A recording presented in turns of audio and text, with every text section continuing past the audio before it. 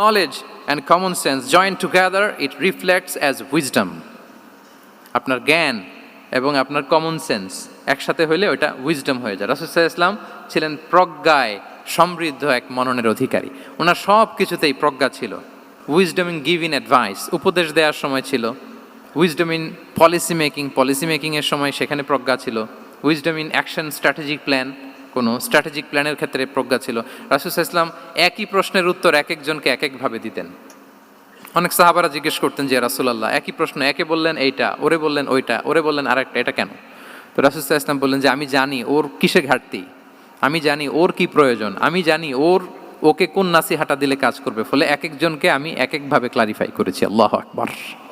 This is called wisdom. আচ্ছা, wisdom, রাসূল সাল্লাল্লাহু আলাইহি ওয়াসাল্লাম যে উইজডম ড্রিভেন মাইন্ডসেটের অধিকারী ছিলেন, এটার কয়েকটা এক্সাম্পল আমরা সিরাত থেকে দেখি। মক্কা বিজয় হয়েছে কত হিজরিতে?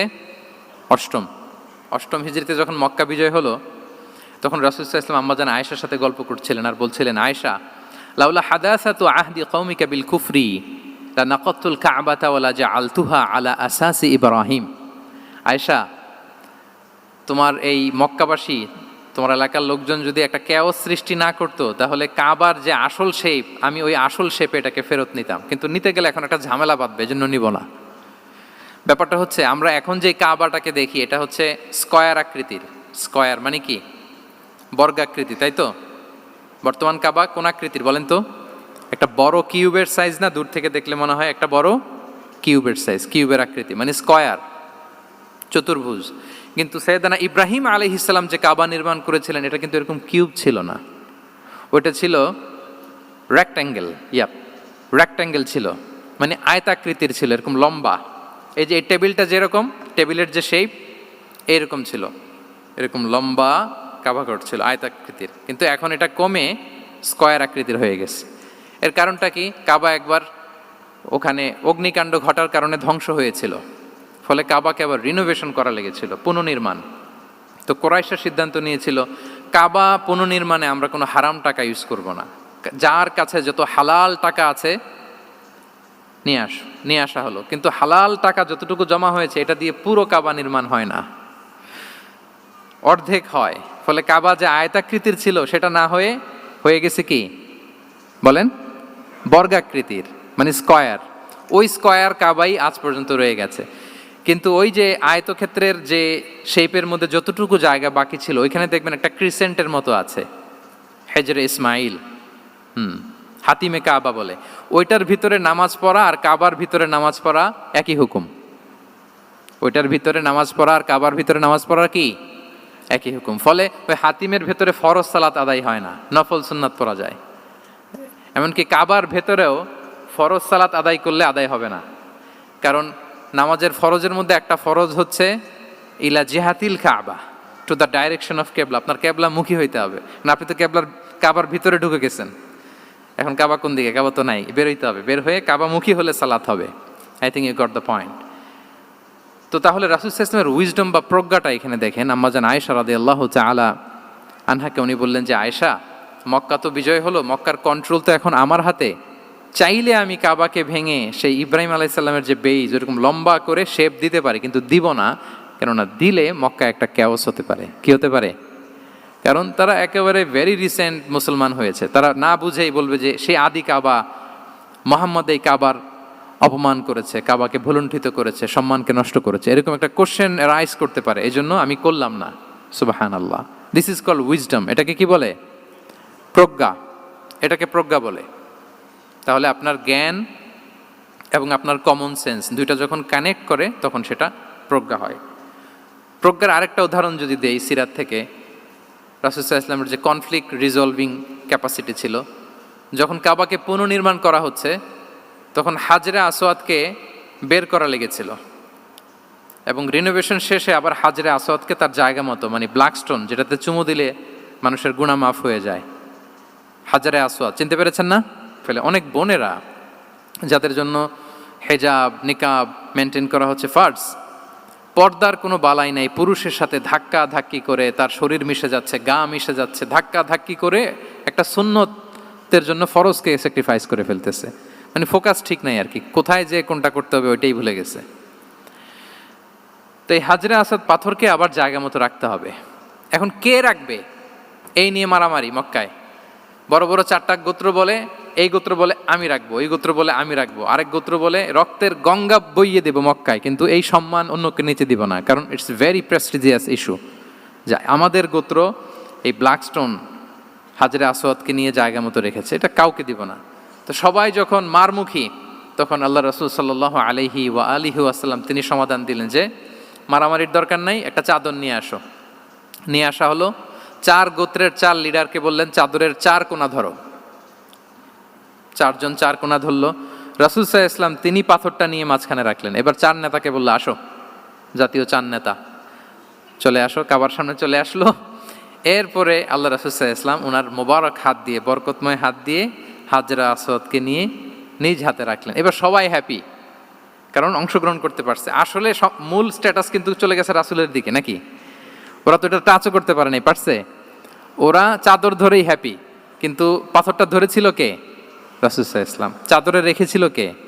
রাসূল সাল্লাল্লাহু আলাইহি ওয়াসাল্লাম। চাদর থেকে নিয়ে আবার কাবা ঘরে সেট করেছিল কে? রাসূলুল্লাহ সাল্লাল্লাহু আলাইহি ওয়া আলিহি ওয়াসাল্লাম। এভাবে উনি কনফ্লিক্ট রিজলভ করতেন থ্রু হিজ উইজডম, ওনার প্রজ্ঞার মধ্য দিয়ে। আমরা যদি তায়েফের ঘটনা দেখি, রক্তাক্ত হয়েছেন, পাহাড় রক্ষী ফেরেশতারা এসে বলেছে রাসূলুল্লাহ জাস্ট অর্ডার করেন, আমরা কলাপস করব এমনভাবে the entire Taif city will be collapsed, একেবারে স্ম্যাশ করে দিব, পাউডার হয়ে যাবে।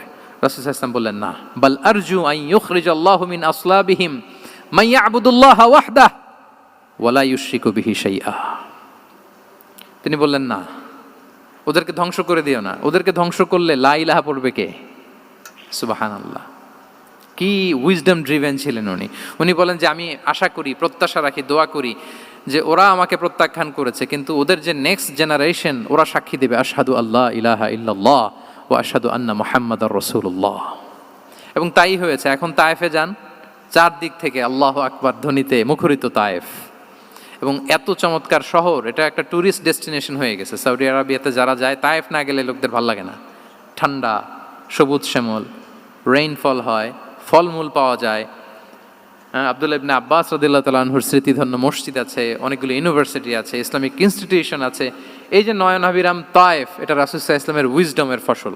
ওই দিন যদি রাগের চোটে বলতো যে হ্যাঁ দাও, স্ম্যাশ করে দাও, তাইলে এই যে যারা শাহাদা পড়েছে, মুসলিম হয়েছে, এটা কিন্তু হতো না। তাহলে এটা হচ্ছে রাসূল সাল্লাল্লাহু আলাইহি ওয়াসাল্লামের প্রজ্ঞার একটা উদাহরণ। আরও একটা উদাহরণে যাই। রাসূল সাল্লাল্লাহু আলাইহি ওয়াসাল্লাম যখন আকাবার দ্বিতীয় শপথ করে ফেললেন ইয়াসরিববাসীর সাথে, তখনও মদিনা হয়নি, তো তখন মদিনাবাসী বলল যে রাসূলুল্লাহ আপনি তো এখনো হিজরত করবেন না, তো আমাদেরকে কোরআন শিখাবে কে, সালাত শিখাবে কে? আপনি একজন দায়ী পাঠান, আমাদের সাথে একজন টিচার দেন। রাসূল সাল্লাল্লাহু আলাইহি ওয়াসাল্লাম তখনও মদিনাতে হিজরতে যাননি, আমাদের সাথে একজন দায়ী পাঠাবেন। তো রাসূল সাল্লাল্লাহু আলাইহি ওয়াসাল্লাম একজনকে দায়ী হিসেবে পাঠিয়েছিলেন। বলেন ওই দায়ীর নাম কি? কি নাম?